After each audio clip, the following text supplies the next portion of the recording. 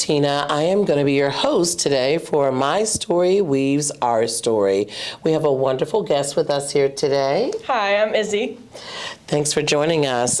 First of all, I want to talk about our goal during this podcast so that people out in TV land will be able to kind of familiarize themselves. So the goal is to create an ongoing series representing and reflecting the unique experiences, perspectives, and viewpoints of people in our community and those that we serve. With that being said, the series will also serve as a space for all people to share their stories and learn from each other. Sounds good. All right. So before we jump in, I just want to ask you a couple questions. One is share a little bit about yourself. So my name is Izzy France. I am 23 years old, and I've lived in Front Royal since I was 7.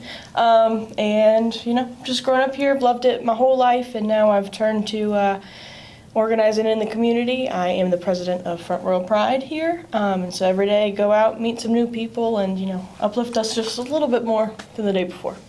All right. So we believe in the 8 dimensions of wellness: physical, emotional, social, intellectual, spiritual, environmental, financial, and occupational.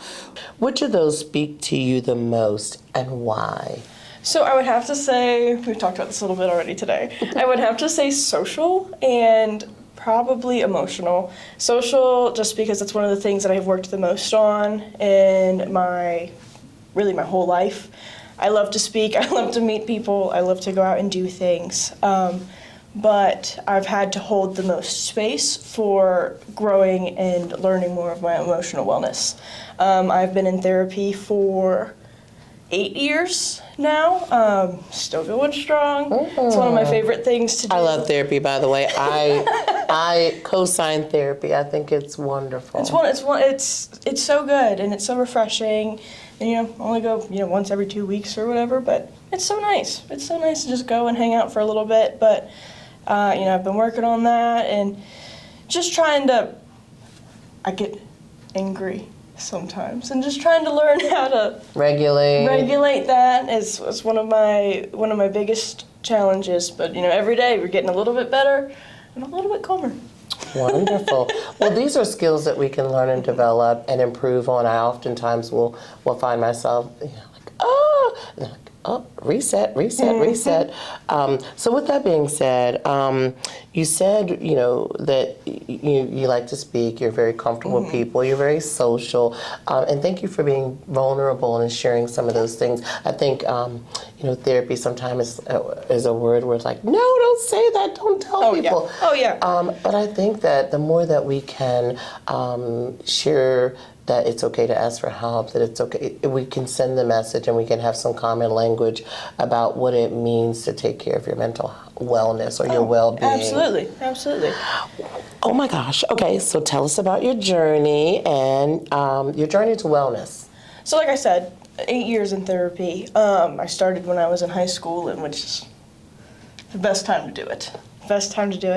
And there's been a couple of times where I've thought about coming off, I don't need it, but even when you think you don't, it's good to stay in. It's good to have the space to just go and be unfiltered for a little bit. Talk about what you need to talk about, do what you need to do. But also, outside of the office, I have learned so many things that help me in my day-to-day. I love to hike.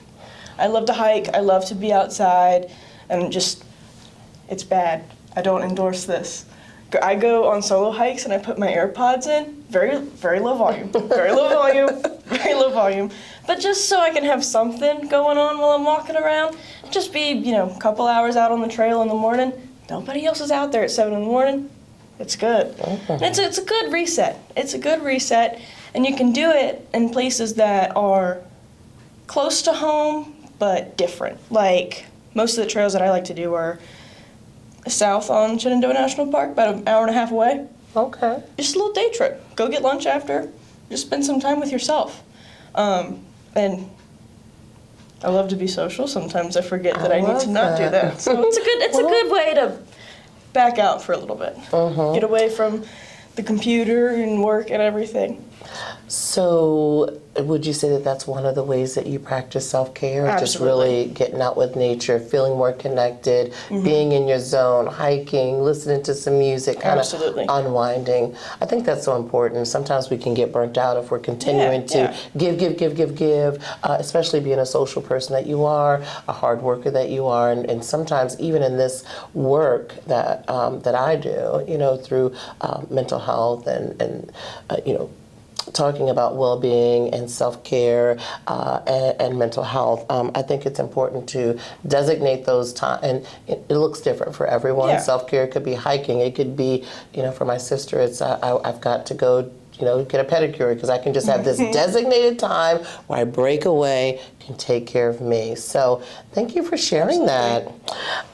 So the next question: what resources did you use on your journey? Or what resources have you learned about that you wish you had have known about before? So, I wish that I had known about more of the queer resources in the area growing up. I didn't really know about any of them, but I've been pretty vocal about it through my whole journey with Front Royal Pride. I didn't come out until I was almost 19 and not living in Front Royal because I didn't know who was here. I didn't know what there was for me here. Was there an element of safety? Yes, I came out on January 19th, 2020 on the way back to and Richmond. Know the date? I had gone to the Women's March in D.C.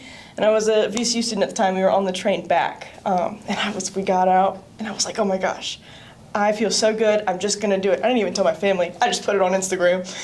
That's a brave thing to do. But you were empowered and inspired to really embrace who you are. And if I had felt that way when I was, 14, 15, 16, my growing up could have been different. And so, I didn't spend much time in Winchester when I was younger, but if I had known about ARE, and now they have the LGBTQ Center and they have all of these events and stuff, just knowing that there's people out there that have the same interests and live the same, have similar experiences to me, I think that would have changed a lot for me and feeling comfortable in my home. For sure. And then the connectivity part.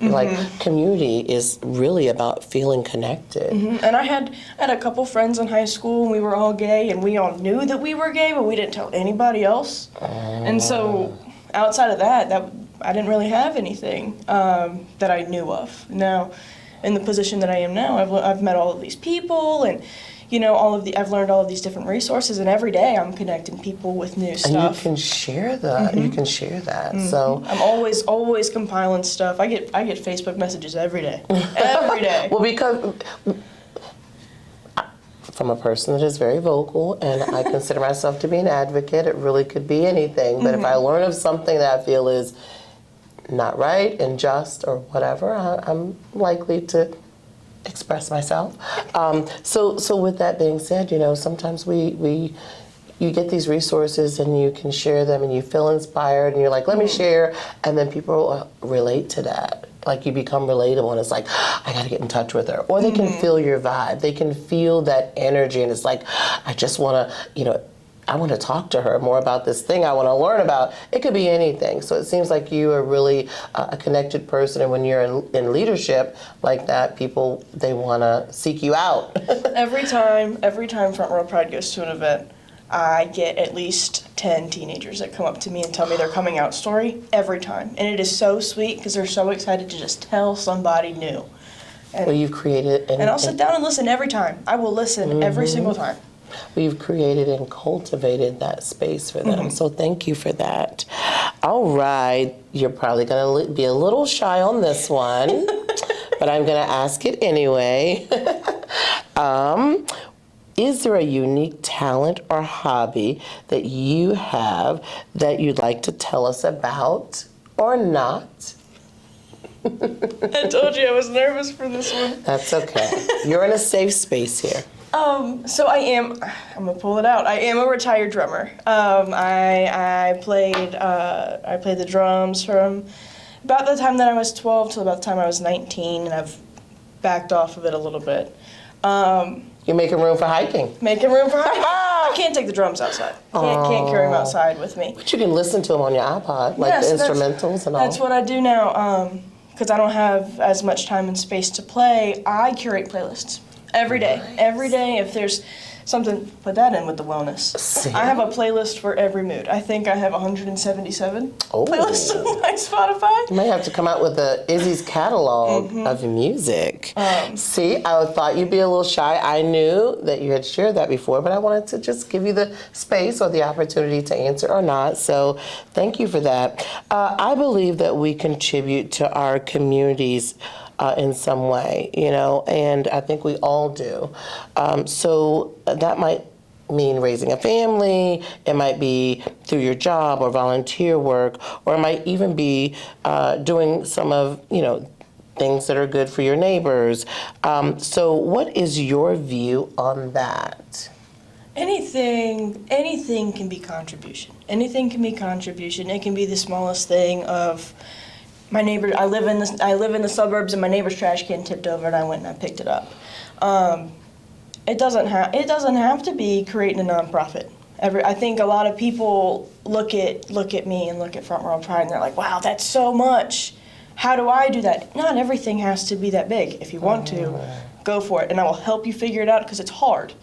But that doesn't have to be that stressful. You can go out and, help somebody carry in their groceries. You can go out and volunteer. You can, go work with the SPCA. You can do anything that you want to. Everything can be contributed. You can put a book in the little free library.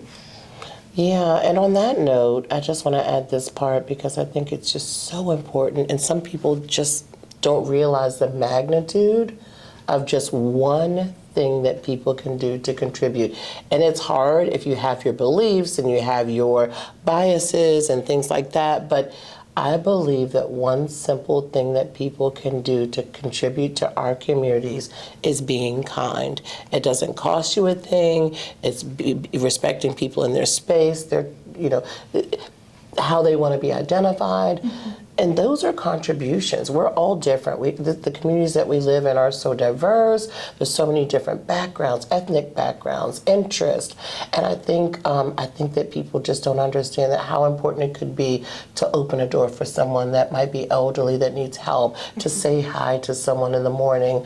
So that's just what I'm going to add to the thing. Absolutely. Like you said, you don't have to, take on these huge task of things, but simple things add up, and it makes a difference. It doesn't. Not everything has to be a big drastic move, and I think there's a lot of pressure to do, things that seem bigger to everybody else. But like you said, it can be saying hi to somebody. It can be smiling and waving. I mean, you never know what people's days are like. I make friends everywhere I go, specifically for that reason. Because somebody, you never know who needs it. You never know. Like, I've got people that come into my day job every morning, and I say hi to them, and they always ask, "Are you looking for something specific?" And every time they say no. I have people that come in every day just to do a walkthrough, and I'll always walk around with them. We got this new, we got this new, we got this new, just to hang out with them for a minute. Like that. You're coming in at 9:30 in the morning. There's no one else in here. I got time. And I'll make time if I have to. And that's important. So in terms of volunteer work and all of the service work that you do, how do you try to engage with our local community? Really, and this is a big thing, and I feel very strongly about this, is whenever I talk about a specific issue, whether it be, addressing people by their correct pronouns, or making sure that, restaurants are safe spaces for queer people, or, vice versa. So many people speak in words that a lot of people don't get. And I think it's not to be political, but like with new bills and stuff, a lot of those words plain day people don't understand. I don't feel that everything needs to be said so explicitly and with $1,000,000 words. Just say it plain. Say it plain. Say it so people understand it, because it makes them feel less alienated. Does that make sense? Yeah. Make sense? Okay. I get it. Wonderful. So what are other ways that you try to engage with your local community? Do you provide like links, like when you are posting and you're like, hey, this was something that was really helpful for me on my journey, and then do you like tag groups that are resources? Yeah, so do you? We've got a bunch of different groups in, surrounding area. ARE, Prince William, or Equality Prince William, Shenandoah Pride. We've got stuff all over the place, and they're all doing different stuff. And we'll always, always, always, always post name change clinics or support groups or affinity groups. Every time that something is happening that one of our community members might need, we will always, always, always share it out. I think I have scheduled for tonight. I have an Instagram post going out that's sharing one of the NAACP's upcoming events. So we'll always put that stuff out there. We take different flyers and things whenever, like, Front Row Pride is going to go and have a booth somewhere. We take different things out there with us. That was my next question. Like some of the events and organizing and planning and all of those kind of things that you got that goes into, these engagement pieces. So what's your favorite part about some of the events or things that you prepare for in order to engage with the community events? And honestly, one of my favorite parts is seeing the people that are happy to see us, because not everybody is, and it gets pretty rough on Facebook sometimes. But the amount of people that are happy to see us there severely outweighs the people that aren't. We only had one protester show up to Front Row Pride last summer, and I had months of getting messages on Facebook and all different kinds of stuff. We only had one guy show up, and we did CNC's Family Fun Day. We marched in the parade last year, and we had so many people come up to us after and say, I never thought I would see the day that there would be a pride group in my hometown. And that is so crazy to hear. That is so crazy to hear. And it's not my favorite thing in the sense of like, oh, I love being thanked. That's not what it's about. It's about being there for people that didn't think that there would ever be someone there for them. Because, like I said earlier, I didn't think that there would ever be anything like it here. And that's why I waited until I left. And they probably didn't see themselves in the future. Like, they probably thought there will probably not be a day that will come that I can come out, that I can share my story, that I can be accepted, that I can be safe in a space where I can share about my uniqueness and how I feel. And so thank you for what you guys do to really create that safe space for others. Is there anything else that you'd like to share in regards to being connected to the community, and even, how important it is for others that are kind of on this same journey, struggling with some of the challenges that you've had, how important it is for them to tap into their support network, really having some ways to practice self-care, because you can get overwhelmed with anxiety and stress. And so can you talk a little about that? The most powerful thing that anybody can do is use their knowledge, whether it's, reading a book, or like we're doing, putting out different resources that other people might need, or using them. Use your voice. Talk about what you're doing. Be vocal. If you're queer and it's safe to do so, come out. If you're queer and it's not safe to do so with your family, tell somebody that it is safe. Or journal, right? Yeah, Journaling is so wonderful. We're on the journal tip. Write it down.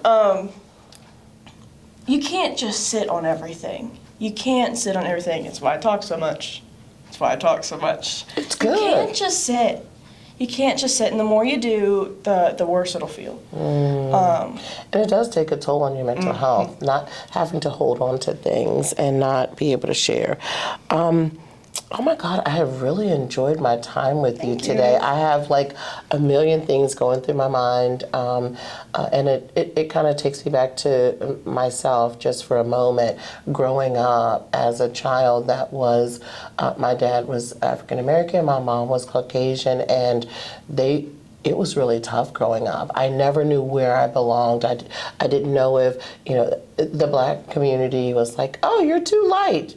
you're not like us. And the Caucasian community or white community was like, you're too dark. Yeah. You're not like us. And my hair was curly. So then I had people in the community like, oh, you've got the good hair. So I never really knew where I belonged or where I could fit in. And it was really isolating at some times. And I can only imagine how you feel in terms of safety and some of those things that have impacted you in a negative way. But with some of the things that I've just shared with you about my upbringing and not being able to really fully share who I am and just not being accepted, in some instances, we always have these negative experiences. Like, what are some of the positive, feel-good things that you remember about your journey, sharing, being supported?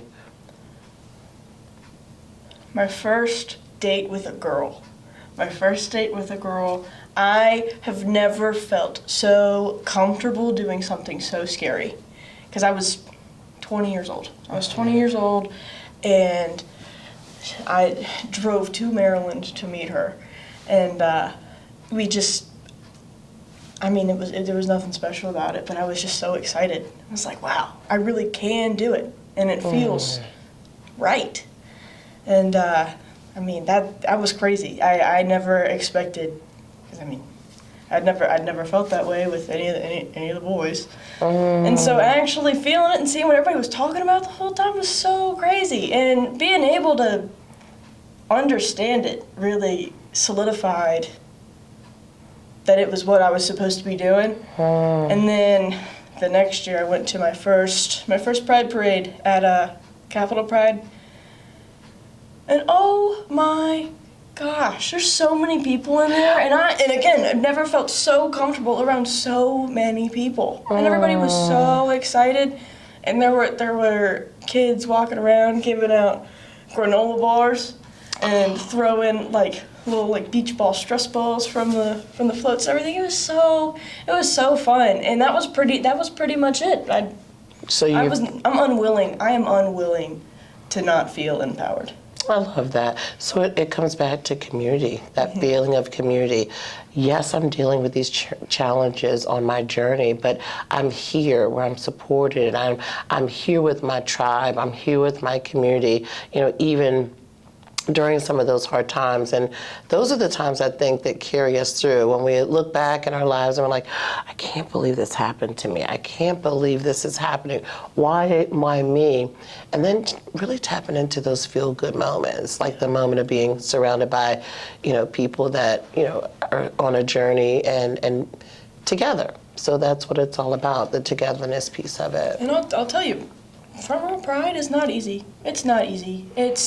But it's so worth it. It's so worth it, and it is so fun, and it is so great to be able to go out and, I'm doing it with some of my closest friends because they're on the board, but also being able to go out to the events and hang out with the people that are there. And this is a little selfish, one of the coolest things that has come out of it for me is that now if I go to a drag show, I'm getting picked out in the crowd. The queens know me, and I think that is so fun. Wow. I think that is so fun. And it's the small things that you'd never really expect. It's things that you never would have thought would matter. And they do. And they do. They do. My goodness, I'm almost out of time. I just want to thank you for your time, for your vulnerability. Thank you for having me. Thank you for sharing. Thank you for the servant work that you're doing. Thanks for encouraging and inspiring the next generation of young people, and then all people to be able to be comfortable in their skin. And so people can find us on our social media. We've got our website, we've got our pages, and if people want to learn more about what you do, they can reach you at. You can find us on Instagram at frprideva or at our website www.frpride.com. And that'll have information about who we are, what we do, events that we have coming up, how you can get involved. And if you want to get in contact, there's all of our contact information will be on both of those as well. Well, thank you for your time again. It's a pleasure. Thank you.